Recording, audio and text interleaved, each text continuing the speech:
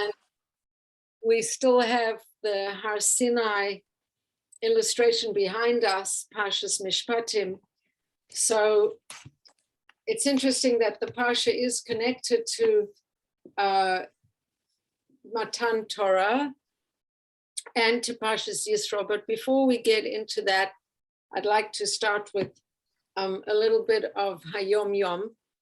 And I'm going to do today, I think we're just finishing the 26th of Shvat. Just double checking. Yeah, we're finishing the 26th. Tomorrow's the 27th.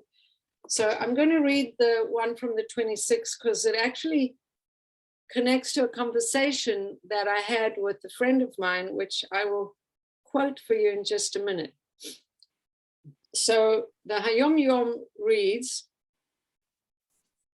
Ahava, affection, is the breath of life in the avoda of Chassidus. That's affection, that's positive regard that we have one to another. And this is the breath of life in the avoda of Chassidus. So if you didn't pay attention to the words, you could really miss it. You could think obedience, following the law, being really meticulous in adherence to that law, being very whatever. It says, Ahava, affection, is the breath of life in the avoda of Chassidus. It is the thread that binds Chassidim to each other. You could think this is just between Rebbe and Chassid, but no, it starts off and it says it's the thread that binds Chassidim to one another. So we're talking about serious bonds that we should show to each other. It's also that which binds Rebbe to Chassidim and Chassidim to Rebbe.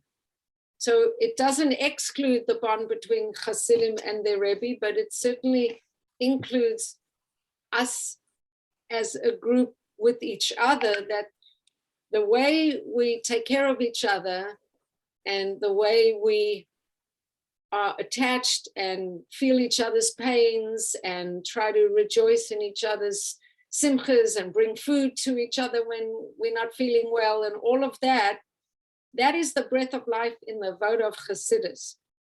And it's the connection that binds Chassidim to each other and the Rebbe to Chassidim and Chassidim to the Rebbe. Ahava works in a direct way, and it says here, initiated affection, and also in a reflective way, responding to the other's affection.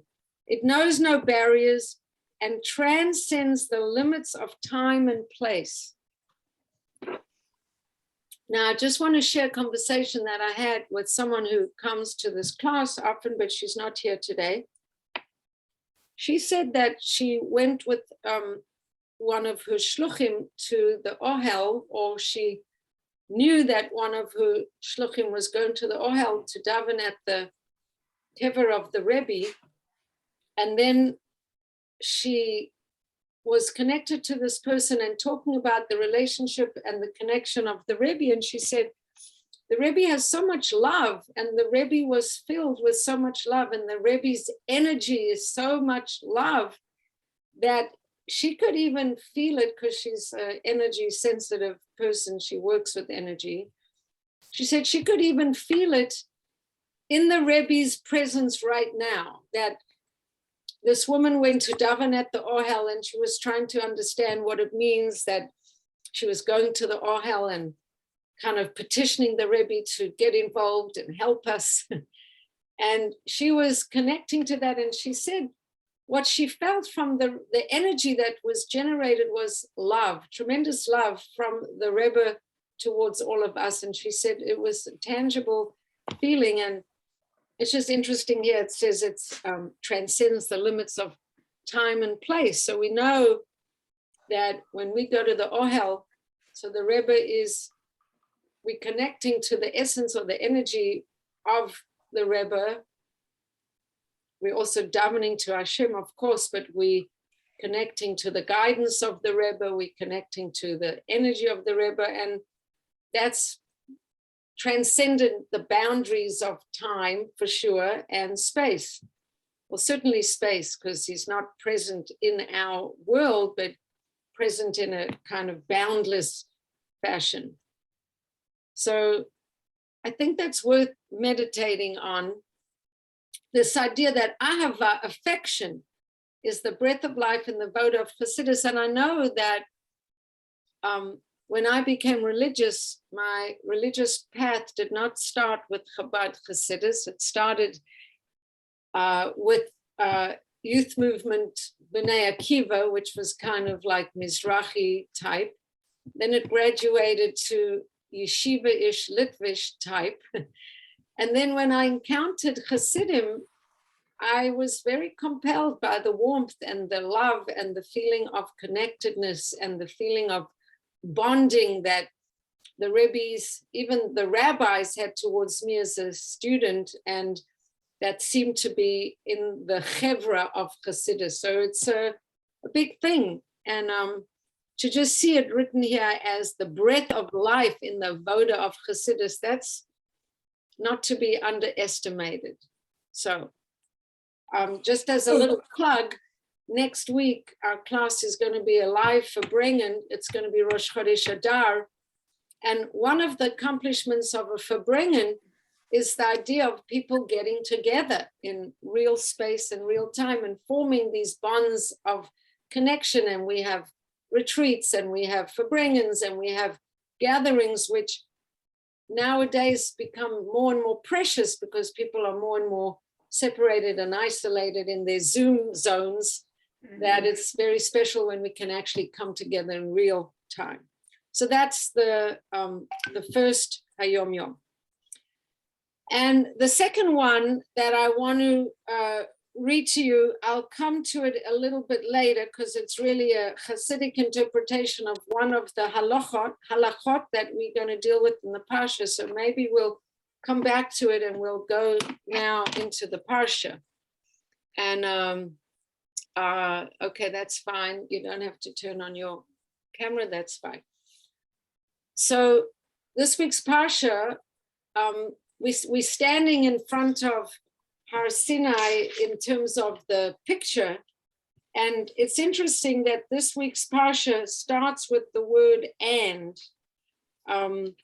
then it's going to give us a lot of laws to do with justice and rules to do with how we treat one another, how we treat animals, how we treat our servants, how we treat different circumstances that come under, justice and the right way to behave to each other. And the commentators say that the fact that the Parsha starts with the word and, va'ele, and these are the Mishpatim, the judgments, asher tasim lifnehem, that you shall place in front of them. The fact that it starts off with an and, the letter Vav is always a hook, it's a connecting, binding letter, and it's binding all of these laws that are discussed in this week's Parsha with the fact of what happened last week, which is the holy revelation of God appearing to, and we said, as Susan said, it was like an electric light show on a rock concert style on Har Sinai, very dramatic.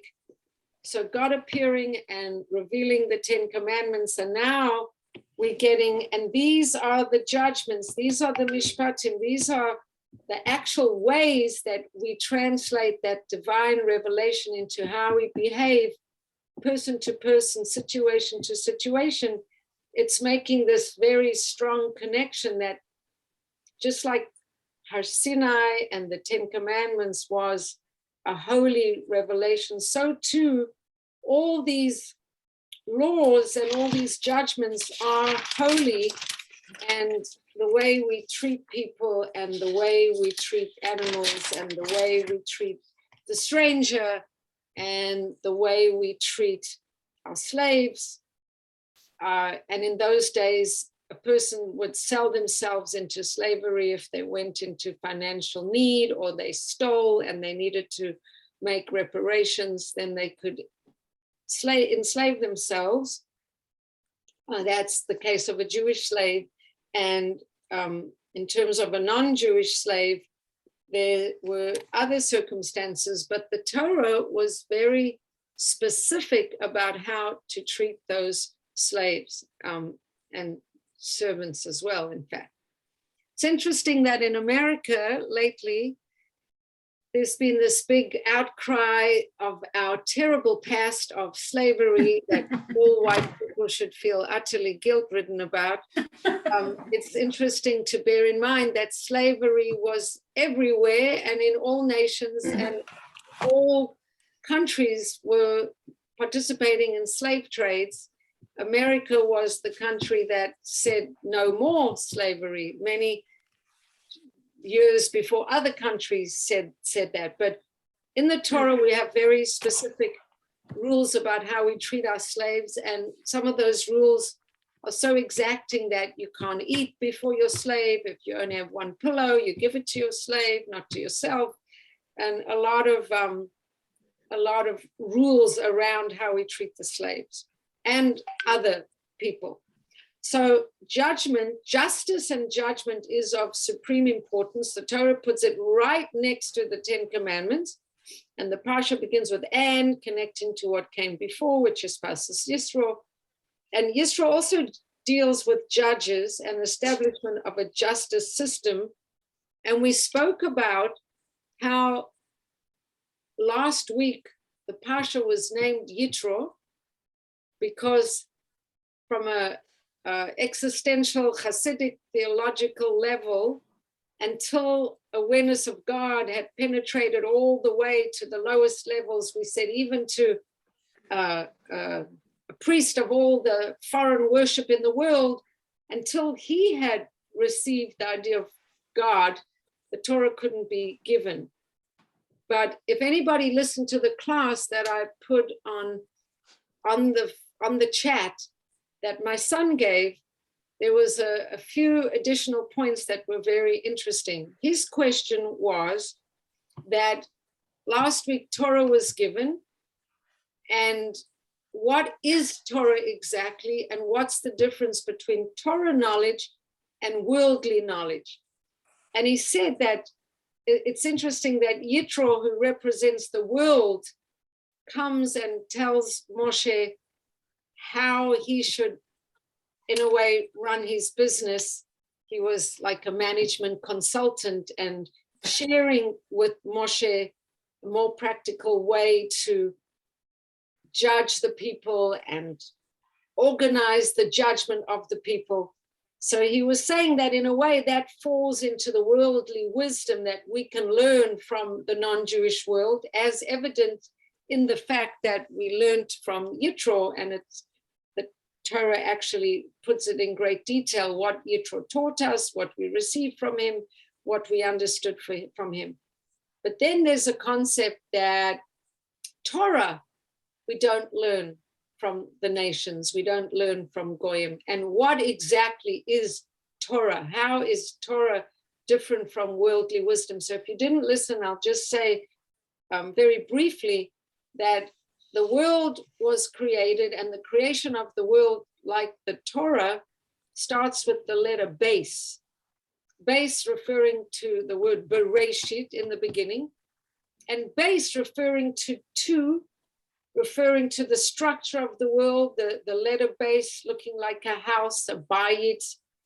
Worldly wisdom connected to this base, the creation of the world of maths, the world of science, the world of rules, the world of physics. All that is part of Bereshit, the base of creation. But when the 10 Commandments were given, the definition of Torah, it starts with Anochi Hashem Elokecha. I am God, your God. And that 10 Commandments begins with the letter Aleph. And so the Torah is connected to the letter Aleph, which is a letter of transcendence and a letter of getting above the physical rules and regulations of the world, above the science, above what makes sense, above the rational. That's Anochi, that's the Aleph. So that's Torah. So Torah you can't get from the Goyim. Worldly wisdom you can. In any event, all of that was a side note to say that in Parshas Yitro, we also had the establishment of a justice system, but there's a strong connection between revelation of Torah and justice. So what is justice? Well, justice is the need to actively help other people, help return lost objects to other people, help people unload their animals, help even your enemy unload his animal. Have consideration and treat even the stranger with justice. Why? Particularly, the Torah says, because you were strangers in Egypt. And so you know what it's like to be a stranger. I'll tell you a little bit more. Justice towards animals. I'll tell you a story about that. But before I do that, I want to just bring in the Hayom Yom, because I just mentioned that one of the ways we actively help people is there's a commandment in the Torah that if your enemy's donkey is burdened with a heavy load, you shouldn't restrain yourself from helping even your enemy, in order that you should be able to assist your enemy in offloading or sparing his donkey from further suffering. So that's a halacha in the Torah. And from one of the essays that I read, which was written by Yaakov Nagin, he's my husband's cousin that I often quote him, he's saying, look how our system of Torah is so compassionate to the animals that even when it's your enemy's donkey, don't hold yourself back from helping your enemy offload his donkey. There's a Hasidic interpretation, which Karina has probably heard from me before, because I've taught it more than once, I believe, at least 2 or 3 times, that brings a Hasidic interpretation on this halacha of don't withhold yourself from helping your enemy offload his donkey. And I'm going to read it. It's from the Hayom Yom for not tomorrow, which would be Thursday, but for Friday, the 28th of Shvat. And it's a teaching on the Baal Shem Tov. And it says, when you see chamor, a donkey, and instead of the idea of looking at chamor, a donkey, the Baal Shem Tov wants us to take it to another level. And the other level is chomer, your materiality, your physicality. When you look at your physicality, your body, you will see, says the Baal Shem Tov, your enemy. You might look at your own body and you might see your enemy. Your chomer, you'll see your enemy, meaning that your chomer hates your divine soul that longs for godliness and the spiritual. And then you will think that your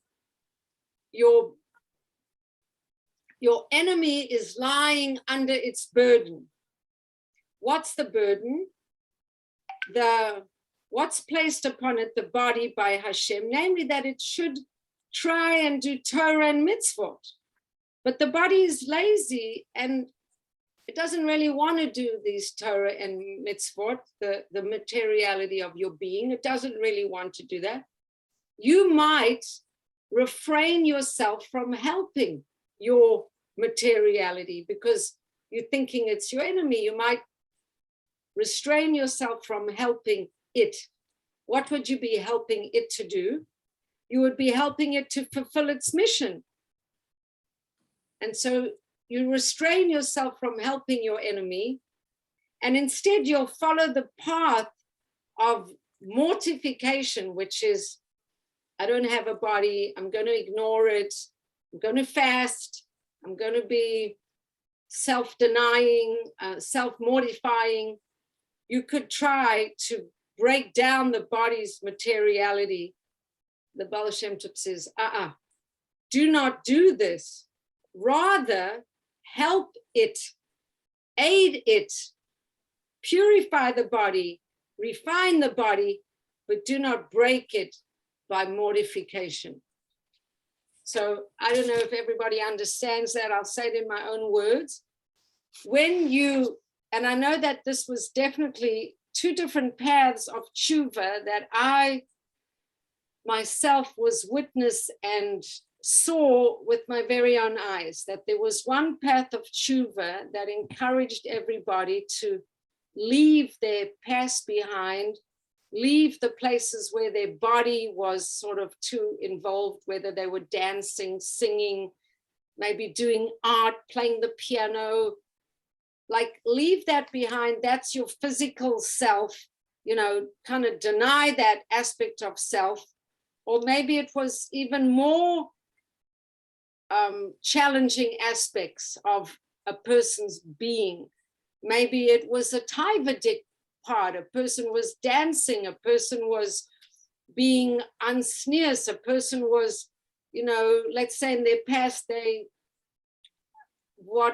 maybe they were very passionate and they weren't so modest, sneers, who knows what, right? I'm not going to spell it all out. So the one path could be afflict yourself and like get rid of those qualities in your being, because this is your enemy, your materiality. The Baal Shem Tov says, no, don't do that. And this is a different path of tshuva that I saw with my own eyes. Take all that passion and all that fire and all that inclination. And if you were dancing, if you were singing, if you were bouncing, if you were, you know, whatever you were doing, use that chomer, that materiality, rechannel it to serve Hashem and to serve God. So you're not mortifying and breaking it, rather you redirecting it and using it. So it's not the path of self-mortification, it's the path of rechannel. And the Baal Shem Tov gets this from the idea that when you see your enemy burdened, don't withhold yourself from helping your body, your materiality, your physicality, your passion, your fire, your excitement. Don't hold yourself back from helping that part of you fulfill its duty in Torah and mitzvah. So I hope that's clear. That's a nice Baal Shem Tov Taich. Hi, sorry. That's a nice Baal Shem Tov. I love that. It's really beautiful. Beautiful. Yeah, it's classic Chassidus in, you know, the best way. Now, going on a little bit, talking more about justice for animals. There's a beautiful story, quite a shocking story, really, that Yehuda Hanassi saw a calf hiding because it was meant to go be slaughtered, and the calf was kind of running away from being caught. It was going to be taken for a korban. And the calf was hiding, and Yehuda Hanassi said, go, don't hide, you know, go, for this is what you were created for, which I would think would be a perfectly legitimate thing to say to a little calf trying to run away from being shechted for a korban. But apparently Yehuda Hanassi was punished with a lot of suffering until one day he saw his maidservant sweeping out rat pups, baby rats. And he asked her to leave them alone, saying, God's tender mercies are all over his works, quoting from Tehillim, and only then his suffering subsided. So it's a powerful story. We know we have rules about not hurting animals and Sar Balachayim, and everybody, I don't know if everybody knows this story, but there's the story of the cow that would not work on Shabbos. I don't know if everybody knows the story of the cow that would not work on Shabbos. I've forgotten who the righteous person was connected to the story, but it's not actually just a story. It's written up in the Gemara that there was a man who sold a cow, a Jewish man who sold a cow to a non-Jew, and the Jewish man never worked his animals on Shabbos, as it's a law. You can't work your animals on Shabbos. And he sold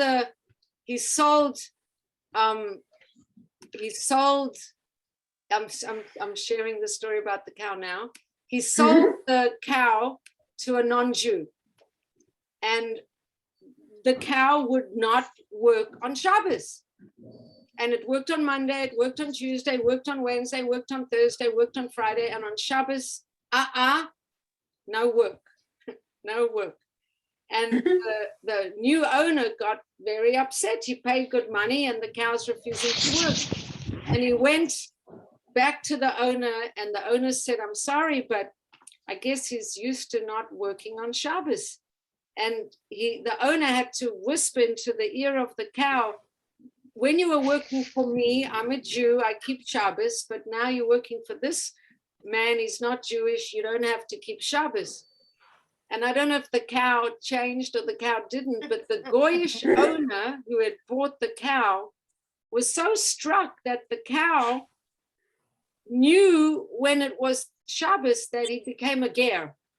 And he converted and became a very righteous person. And his name is something that's connected to the story. Yosef, I can't remember what his name is, but it is a story that, so on Shabbat, a Jewish person is not even allowed to work their animals. So that's interesting. We also have the halacha of not cooking a kid in its mother's milk, which is a compassionate act for sensitivity to the animal's emotions. Not sacrificing an animal younger than 7 days old so that it has the chance to nurse from its mother.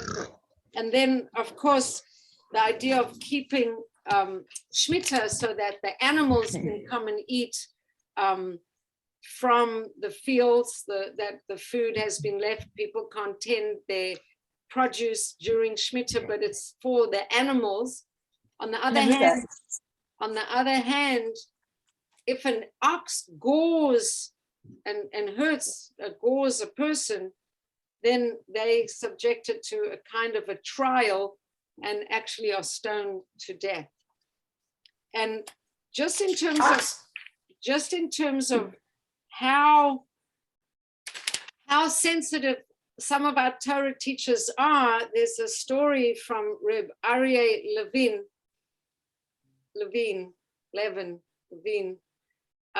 I actually got a book about the tzaddik when I was in South African high school, and I guess he was called the tzaddik of Yerushalayim, I think. Very, touching book. And I don't remember the story from reading the book then, but I read someone quoting it, that Reb Aryeh wrote in his book that once he was spending time with Rabbi Rav Kook, and he plucked a flower just randomly. He was walking around and he just plucked a flower, and Rav Kook said, believe me, in all my days, I've taken care never to pluck a blade of grass or a flower needlessly. So there's also in Hayom Yom a quote where there's one of the Rebbeim and a grandchild talking about not just being mindless about how we pluck or pick or treat callously vegetation. So, and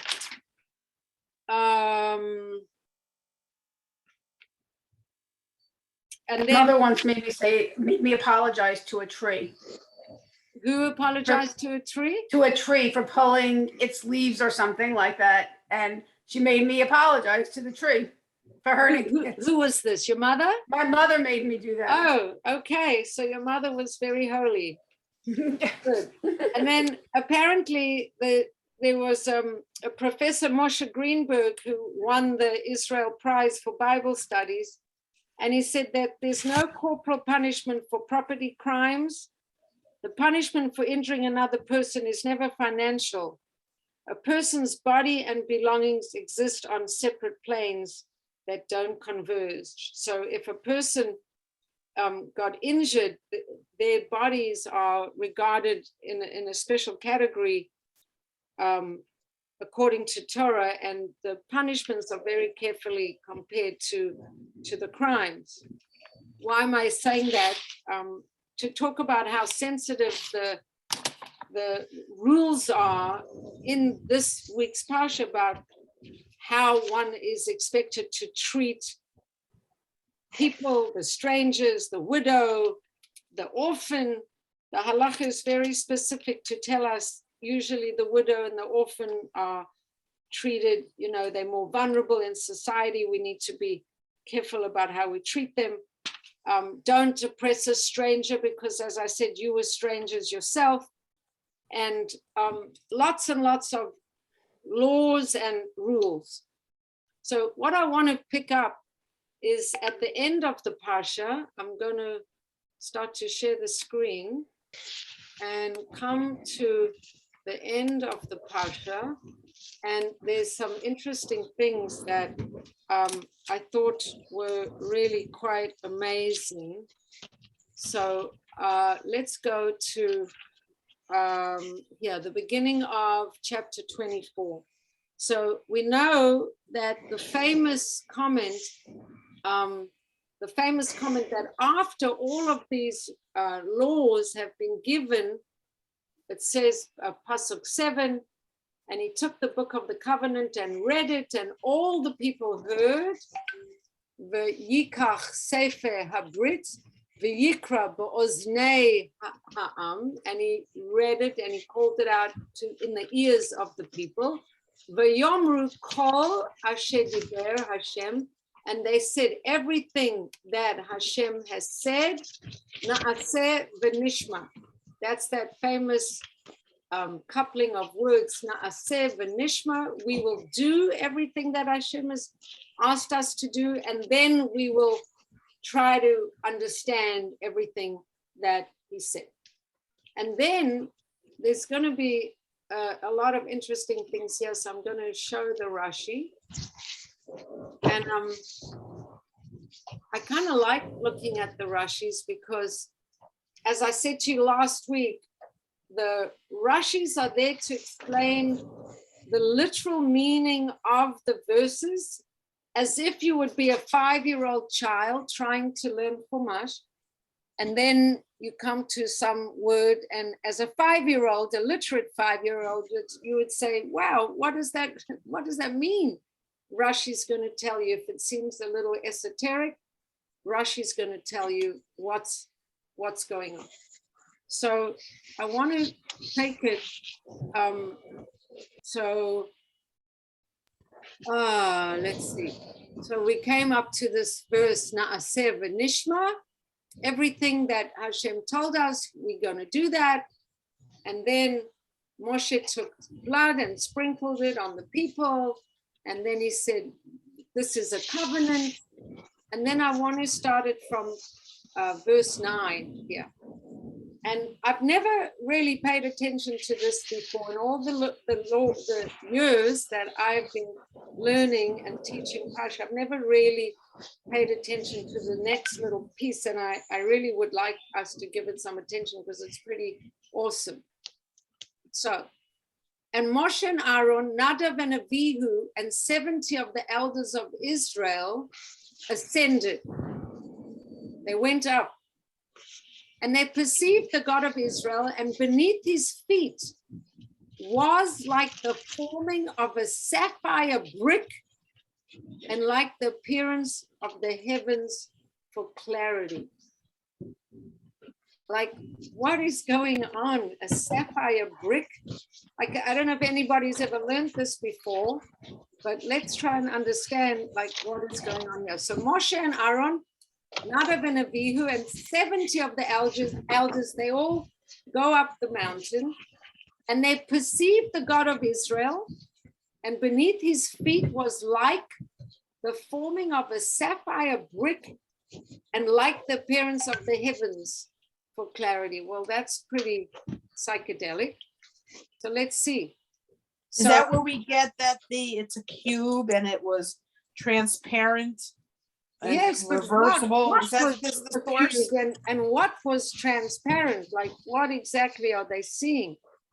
So they gazed and they looked at Hashem. They were seeing Hashem. And usually Hashem says, if you see me, you die. They were doomed to die. Sandra keeps disappearing and then coming back. But the Holy You know One, that I didn't remember learning at any point that it wasn't Moshe alone. I feel like I'm hearing that this first time. well, first of all, it's right here in the Chumash, so we know that I'm I don't know not. how I missed it. And second of all, I've never paid attention to it either, so don't feel bad. So they gazed and peered, and because of this, one would think it says they were doomed to die, but the Holy One, blessed be He, did not want to disturb the rejoicing of this moment of giving of the Torah. So when you look at Hashem right away like that, you know, Hashem has said, you're not going to see my face and live.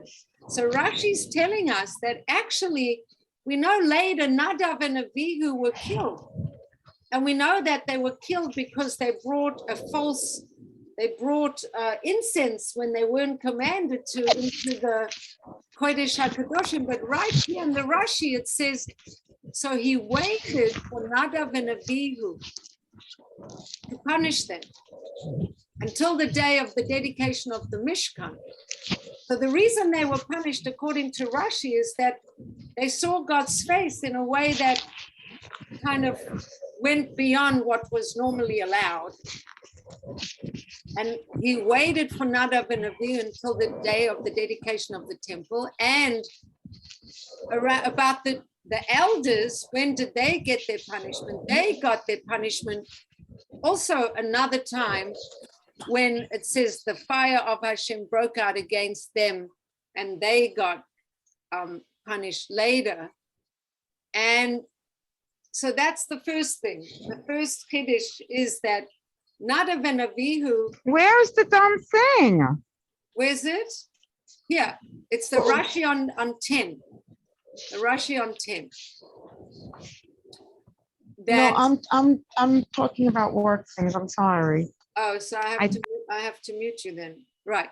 So then, okay. So the first thing, Chiddush, is that Nadav and Avihu were sort of meant to get punished, and Hashem was holding their punishment for the right moment. And then when they brought the strange fire, that was the right moment. But the punishment was sort of coming from now, from seeing Hashem in this close way, which is also interesting, that why should they be punished for seeing Hashem in this way? That I don't know if I have an answer for that. But now, what is this forming of a sapphire brick? What does that mean? So Rashi says, the brick that was before him at the time of the bondage. In other words, while the Yidden were making bricks in Egypt, Hashem had some kind of like empathy brick that he had to remember their bondage and their making of bricks, that he held in front of himself so that he could feel empathy for their pain.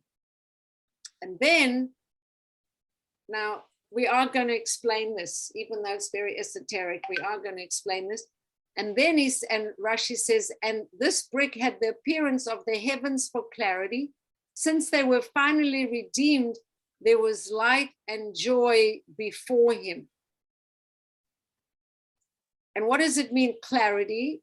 Clear and unclouded. During the bondage of the Israelites, the sapphire brick clouded the heavens. But after the Exodus, the heavens became clear, not a cloud was in sight. This is very esoteric. We're going to have someone help to explain this to us because it's not so easy to understand.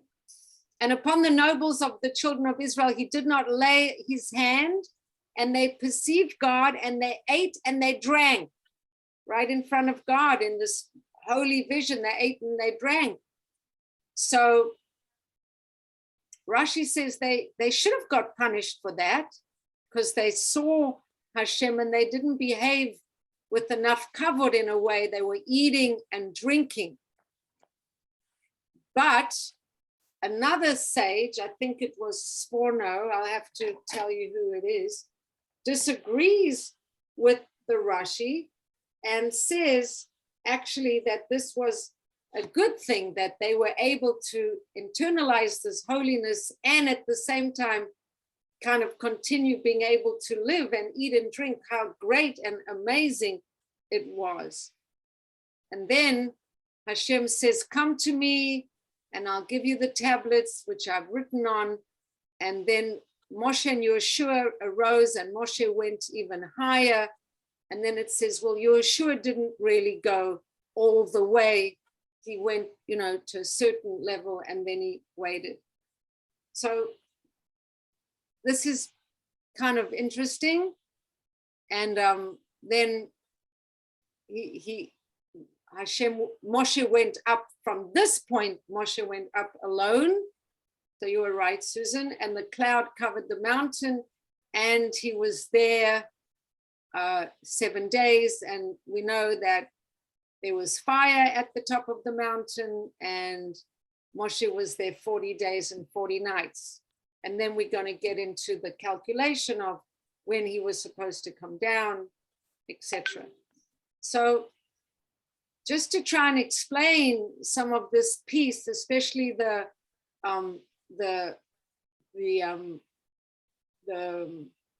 sapphire brick, I have a beautiful explanation from Chana Bracha Siegelbaum from Beirut Bad Ayin. And I'm going to use her explanation to shed some light on this. I don't know if you need me to share anymore. Maybe I'll stop the share. So she says, they saw the God of Israel, and under his feet was like the sapphire, and the likeness of the heavens for clearness, and he didn't lay his hand. So she's explaining the seemingly mundane eating and drinking is described side by side with the seeing, the beholding of Hashem. Thus Rashi explains they, Nadav, Avihu and the elders, deserved that Hashem should stretch forth his hand against them because they were intimately connected with God and in a mundane way eating and drinking. So according to Rashi, she says, this vision becomes a stark reminder of the harshest realities of Jewish suffering in the world. And Rashi explains that Hashem had placed the bricks before him to remember the sufferings of Bnei Israel. Although there's no escaping the reality of suffering in this vision, it's comforting to know that Hashem feels our pain and that our painful experiences are before him. This teaches us that we can connect to Hashem within the most painful reality of this world. We can approach Hashem through our pain and our weakness. So she's going to talk about a transformation, and we saw, maybe I'll carry on sharing, maybe this idea of how the brick changes from clear and from cloudy to uncloudy. But let me read it inside. Although the bricks were a stark reminder of the Egyptian exile, the brickwork itself was of shiny sapphire and clear like the heavens. Why is this brick so beautiful? Rashi explains that when the Jews were redeemed from Egypt, there was joy and light before him.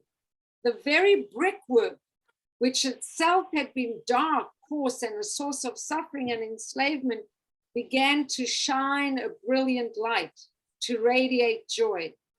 This transformation is the secret of salvation. This is a very beautiful thing here, that this brick was cloudy, the sapphire brick, it's reminding Hashem of all this suffering. And then it becomes clear and kind of radiant brick. Contrary to Rashi's interpretation, the Netivot Shalom notes that they saw the God of Israel and they continued eating and drinking, is actually a praise for the nobles of Israel. After the amazing revelation at Sinai, when all the seven heavens were opened, everyone experienced that Ein Od Milvado, there's nothing else but godliness. And even after such a holy revelation, how could they lower themselves to matters of this world, eating and drinking?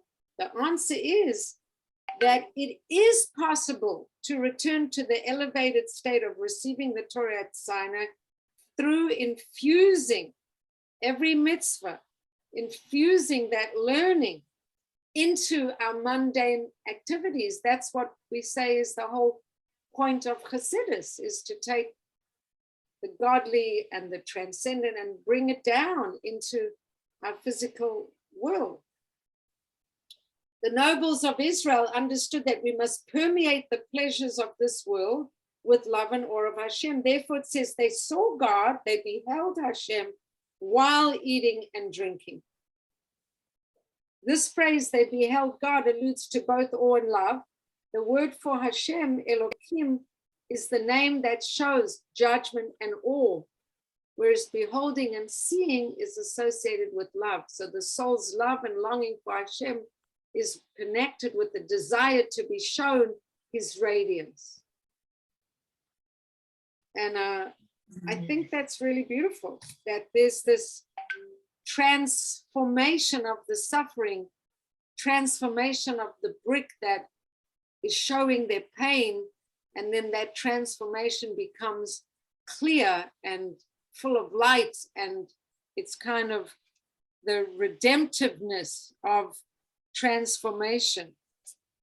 So I don't know what you think of that, but I thought that was very poetic and very beautiful, and an interesting take, and not only an interesting take, but a focus on a little piece that we don't often spend so much time looking at or contemplating.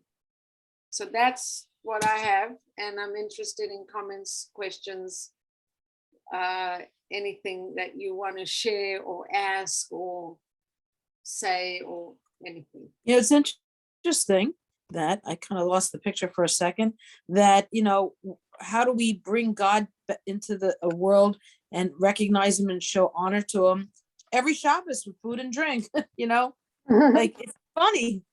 That's how we do it. Kind of true. I mean, which we're glad about. We're very happy about that.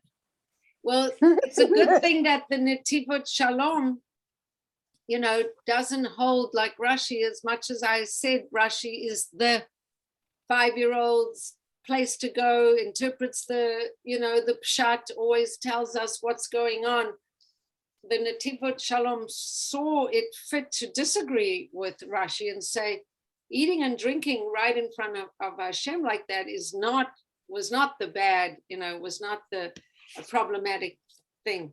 But what I thought to me was so beautiful was this transformation of the brick of pain to a big brick of joy and delight, It's and this beautiful. radiant shining, which I thought was really beautiful. Never heard it before. Let me just read another thing.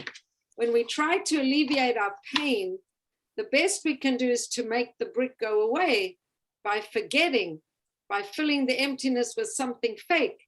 And in the end, the suffering returns. We can choose again whether to forget or to try to open up to Hashem and trust that only he can save us from suffering in the deepest way.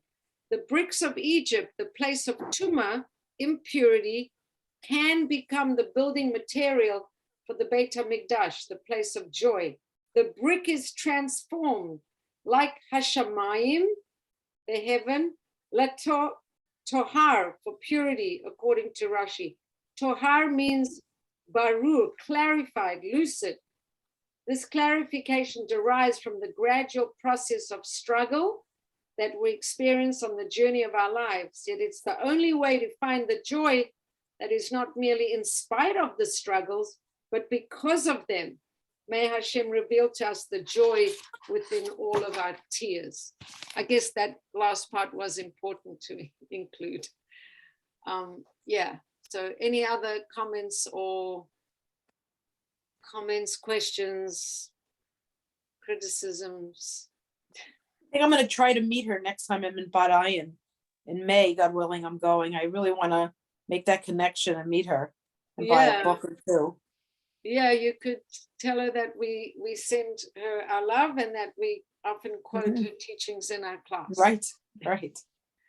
Yeah. Anyway, so if there aren't any other comments or questions, then I'll say good night. But I always feel if there aren't really more questions or comments, then we didn't really accomplish our goal.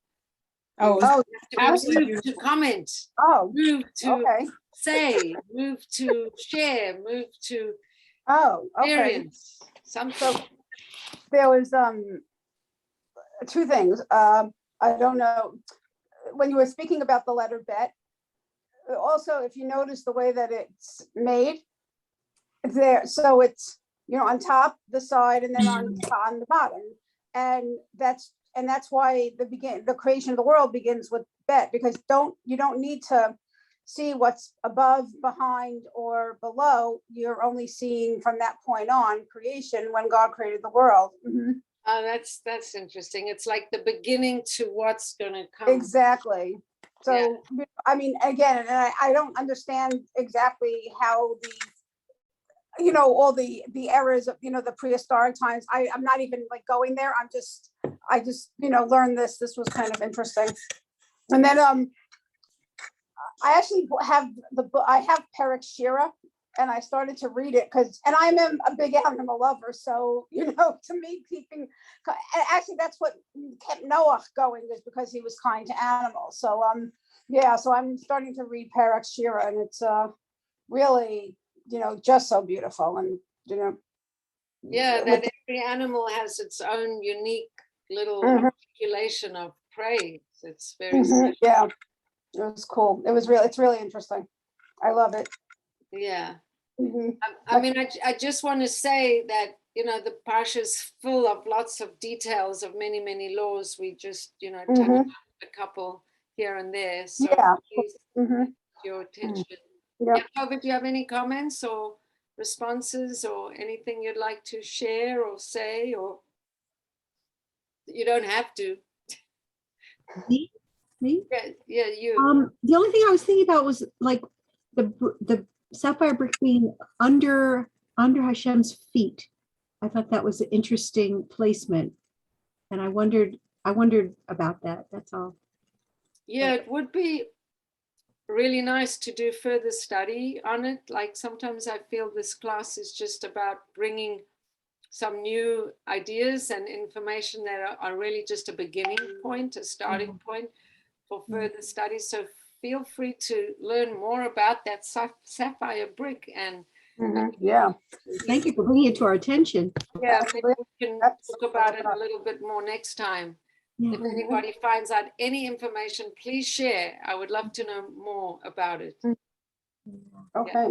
All right. So have a good night, everyone. Thank you. Good night. Thank you so much, Bracha. Thank you, everybody. Thank you, Bracha. Thank you. Oh, and next week it's going to be a Verbringen for Rosh Chodesh Adar. We'll have the Zoom on. It's going to be the same link as it is the Wednesday night link. But it'll be a Verbringen, and hopefully it'll be fun and exciting. Oh, nice. Thank you. All right. All the best. Thank you. Thank you. Bye-bye. Good night. Good night.